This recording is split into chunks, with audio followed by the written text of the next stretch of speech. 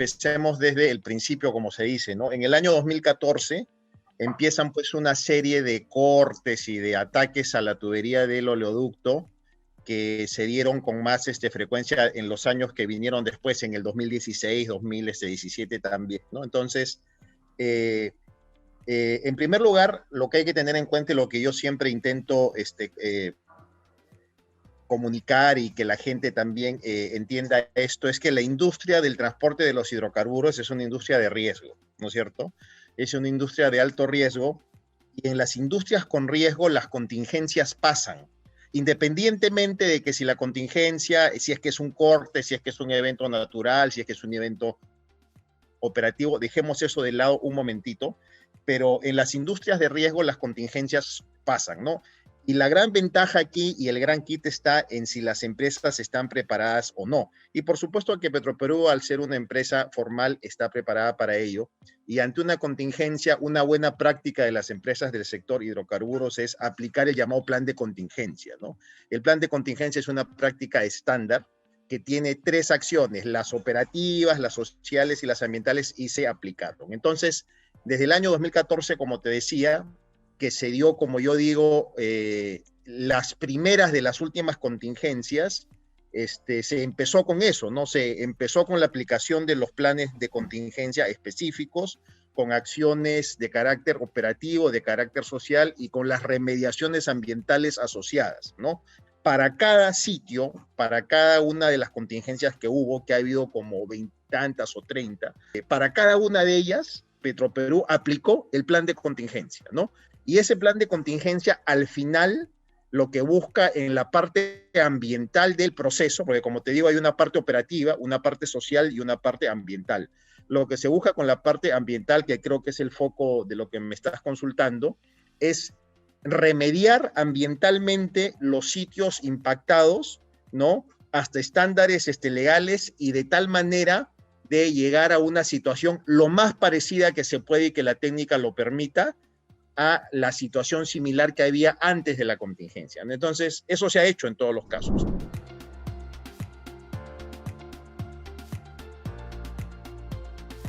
Hay un inventario claro. Nosotros tenemos todas las contingencias registradas, ¿no? Y existe, pues, creo que en nuestra página web hay informes sobre el tema, y ahí se dice cuántas contingencias fueron, en qué lugares fueron. Tenemos incluso mapas, ¿no es cierto?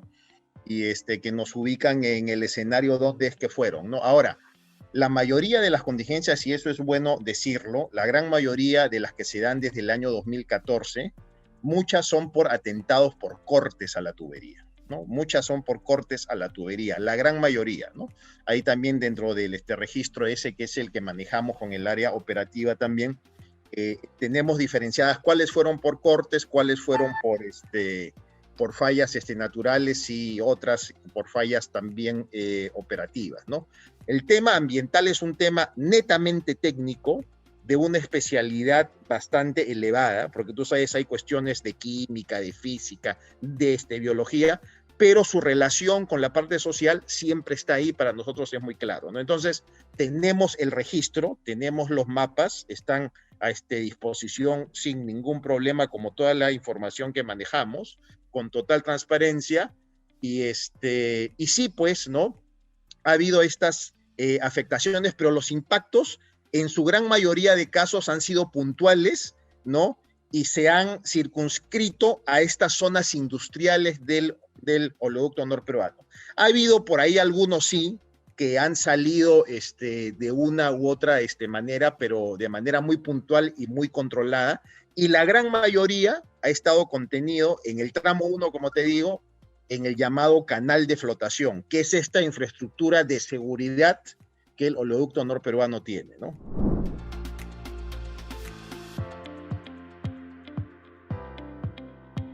No tengo el dato exacto, porque eso es un dato que maneja operaciones, pero el monto total, estamos hablando de un aproximado de unos 300 millones de soles, algo así, ¿no? Imagínate, desde el año 2014.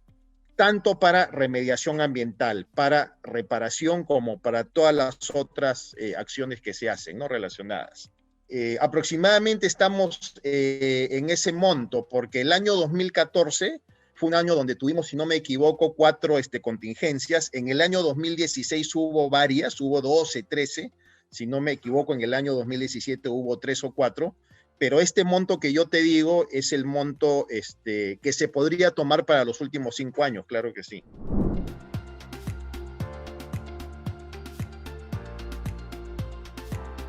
Bueno, el oleoducto norperuano tiene todo un plan de mantenimiento preventivo, ¿no? O sea, tú sabes, es una tubería que son más o menos aproximadamente 1060 kilómetros, ¿no? 1100 kilómetros aproximadamente en sus 3 tramos, ¿no? Entonces, existe todo un plan operativo, tanto de mantenimiento, de inspecciones, de vigilancia, que incluyen al oleoducto norperuano, ¿no? Y ahí Petroperú de manera permanente, para el cuidado de la tubería, tiene todo un plan de mantenimiento, un plan de vigilancia. Y por ejemplo ahora lo que se ha hecho de manera muy interesante, y esto no desde la gerencia ambiental, sino desde la gerencia de gestión social, porque hay una gerencia de gestión social en Petroperú desde el año 2016, ¿no es cierto? Entonces, en un trabajo muy interesante, muy técnico en estos últimos años, la gerencia gestión social ha liderado un cambio de paradigma en la gestión y en la relación de Petroperú con sus comunidades. Entonces, por ejemplo, ahora tenemos un servicio que está en el tramo 1 y en el oleoducto ramal norte, que es el servicio de desbroce, alerta y vigilancia temprana, de vigilancia, desbroce y alerta temprana, ¿no? Y lo que se busca es que la gente de las comunidades, justamente, ¿no?, sean los aliados de Petroperú en vigilar la tubería, ¿no es cierto? Porque pasa por donde ellos están, ¿no? Entonces, esto ha tenido mucho éxito. Y en los últimos tiempos, por ejemplo, en el tramo 1, donde tuvimos en estas épocas que te digo, desde el año 2014 hasta el año 2017, 18, varios ataques a la tubería prácticamente han desaparecido.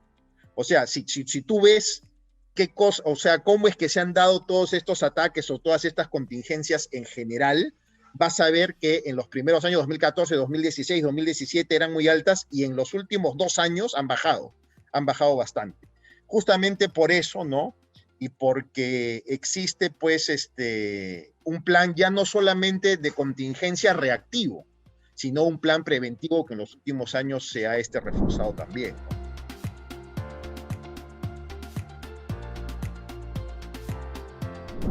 Lo que hay que entender es que desde un punto de vista de la ingeniería y desde la construcción de la tubería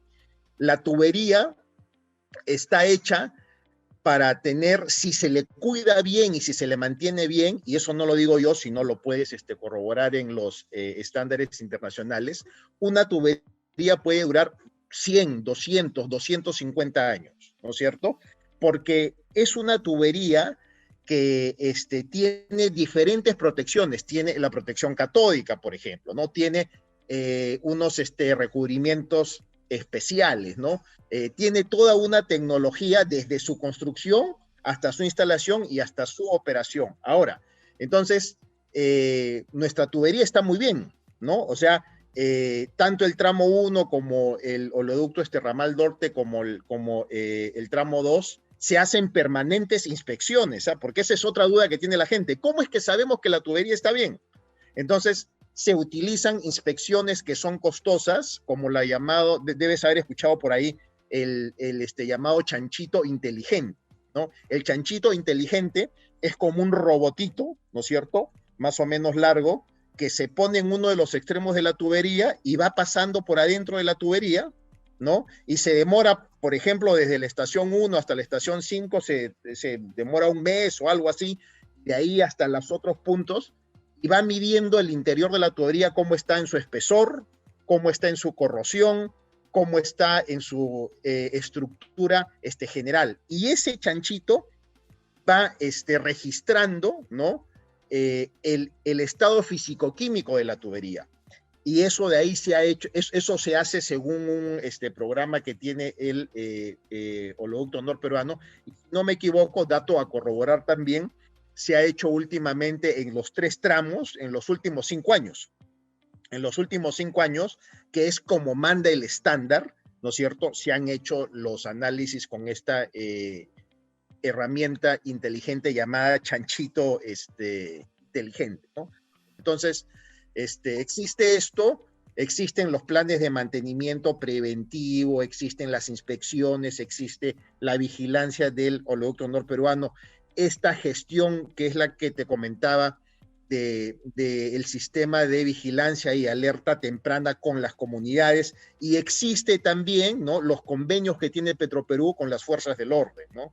Porque como todas las otras empresas, nosotros coordinamos también con la policía estos temas, ¿no?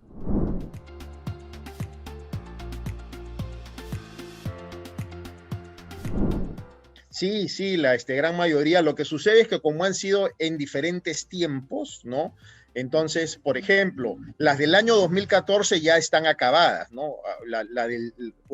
El primer derrame que hubo fue en el kilómetro 41.8 del tramo 1.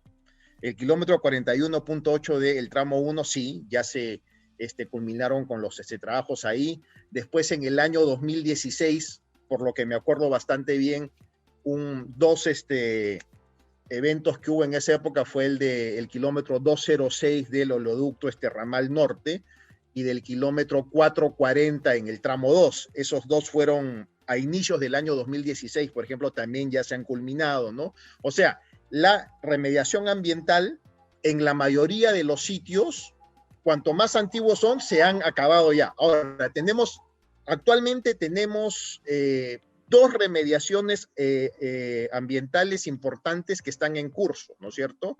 Las del kilómetro 237 del oleoducto ramal norte, la del kilómetro 323 del tramo 2, ¿no es cierto? Y una en donde estamos reiniciando, porque por cuestiones de la pandemia nos hemos quedado también por ahí en algunas actividades a medias, ¿no? En el kilómetro 193 del oleoducto ramal norte también son trabajos que están, diríamos, en su parte final, ¿no? Para cada una de estas acciones de remediación ambiental, Petroperú lo que hace, como todas las empresas del sector, es contratar a empresas especializadas, ¿no? Porque la remediación ambiental es un trabajo especializado, ¿no? Entonces, después de aplicar el plan de contingencias, o en el marco del plan de contingencia, mejor dicho, después de haber reparado la tubería con esa primera etapa de la que te conversaba, de la que te comentaba, que era la parte operativa, ¿no? Después de haber ubicado el corte exactamente, de reparar la tubería, ¿no? Sigue la parte de atención social a la gente que suela o que diga que está afectada por el oleoducto, sin que esto signifique que uno está aceptando que ha habido afectación, porque eso tiene que ser analizado. Entonces, después viene la parte ambiental, y como parte de la parte ambiental se hace pues la primera respuesta y la remediación ambiental, que es lo que sigue, que pueden ser proyectos de 1, 2 o 3 años, ¿no?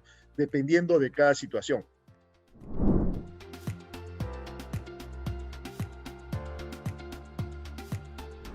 Cuando hay una contingencia, se lanza un pequeño concurso, se hace que los mejores compitan y que ofrezcan la mejor propuesta. Entonces, en ese marco, hemos trabajado con empresas, por ejemplo, te doy los nombres como Lamor, como Canay, ¿no es cierto? Que son 2 empresas muy buenas con las que hemos trabajado. Básicamente esas 2, ¿no? Que son líderes en sus rubros. Y para las evaluaciones ambientales, ¿por qué? Porque cuando hay una contingencia, tú tienes que tener una evaluación de cómo está la situación, cuál es el impacto, ¿no? Porque primero te tienes que ver hasta dónde llega el impacto, si es que ha habido derrames, si no ha habido, si es que hay elementos del ambiente más afectados o no. Entonces tienes que lanzar una evaluación ambiental. Entonces Petroperú hace 2 concursos básicamente, desde lo ambiental, ¿no? La evaluación ambiental y la remediación ambiental, ¿no? La evaluación ambiental está orientada a hacer monitoreos, a definir las áreas afectadas y a ir controlando el avance de la remediación ambiental a través de análisis físico-químicos, por ejemplo. Y de al final del proceso de remediación ambiental, verificar que se haya cumplido con los objetivos de remediación. Entonces, tenemos 4 empresas con las que Petroperú trabaja por lo general, que son las que han sido adjudicadas después de un concurso para cada caso, que son Lamor, Canay, ERM y la empresa Tema, ¿no? Con esas 4 empresas son con las que hemos trabajado últimamente.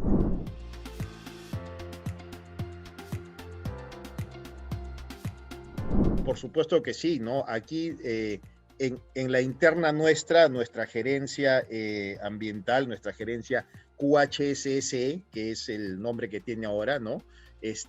Coordina permanentemente con la gerencia gestión social, ¿no? Y evidentemente, tú tienes a la tubería que es la instalación industrial, ¿no es cierto? La tubería es la instalación industrial, pero esa instalación industrial no está en el, o sea, no está en el espacio, está en un ambiente físico donde hay un ecosistema y el ecosistema incluye a los seres humanos, ¿no? Entonces, la parte ambiental que está íntimamente relacionada con el ecosistema incluye a los seres humanos definitivamente. Y sí, por ejemplo, esto que yo te comentaba, que es este proyecto muy interesante, ¿no? Que sería bueno conversar ahí con algún amigo de la gerencia gestión social, que es el desbroce. Lo que hace es conciliar, ¿no? Coordinar con las comunidades muy cercanas al oleoducto norperuano para tener una relación cada vez más armoniosa con ellas, ¿no? Entonces, imagínate tú, cuando hay una contingencia ahora en el kilómetro, como te decía, 127 del tramo 1, los primeros que nos avisan muchas veces son las mismas personas que están ahí, ¿no? Si es que no lo detectamos nosotros antes con nuestros equipos o con nuestras inspecciones, ¿no? Entonces, hay esta relación con la comunidad, sabiendo que la tubería está en un lugar físico, pero tiene el potencial de afectar el ecosistema, sí, y en ese ecosistema vive el ser humano, por supuesto, y esa variable es la más importante y que es considerada por Petroperú tanto en su planificación preventiva como en su planificación reactiva también.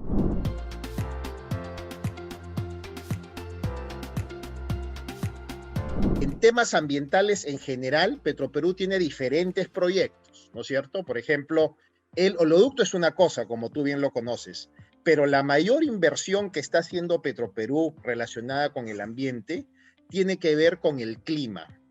Tiene que ver con el clima.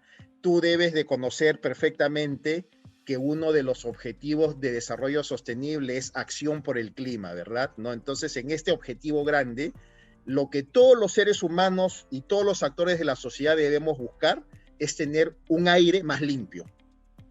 Al tener un aire más limpio, tenemos un cambio climático más controlado, aunque este es un proceso largo. Entonces, Petroperú, con su nueva refinería Talara, ¿no? Contribuye de manera decidida y de manera importante a mejorar el aire que todos los peruanos respiramos en el Perú. Entonces, esa inversión, ¿no? Que es una inversión importante, es una inversión que está motivada principalmente por el tema ambiental, ¿no es cierto? Entonces, para nosotros es un gran orgullo decir que dentro de todas sus operaciones, porque Petroperú tiene operaciones con el oleoducto, tiene operaciones con las refinerías, tiene operaciones comerciales, pero la nueva refinería Talara es una refinería que va a contribuir decididamente con la mejora del ambiente de todos los peruanos a través de tener combustibles más limpios, ¿no? Entonces, esa inversión, si tú me hablas de inversiones del orden ambiental, es una inversión muy importante que está haciendo Petroperú, ¿no?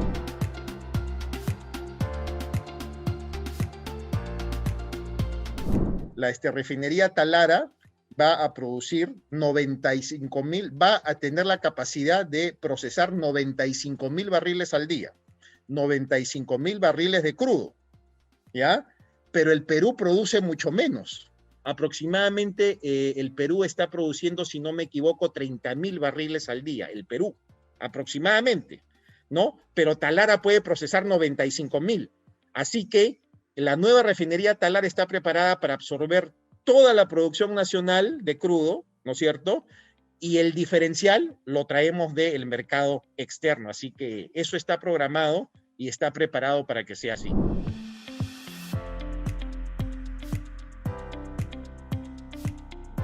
aproximadamente de los 40.000 barriles, que es lo que produce el Perú, ¿no? Estamos hablando aproximadamente unos 15.000 barriles, 17.000 barriles, máximo unos 20.000 barriles vienen de la zona de la selva, ¿no? ¿No? Con los campos que tenemos ahora, ¿no? Lo que todos queremos es que se desarrollen más campos y que el Perú, pues, vuelva a producir lo que alguna vez pensó a inicios de los años, pues, 70, ¿no?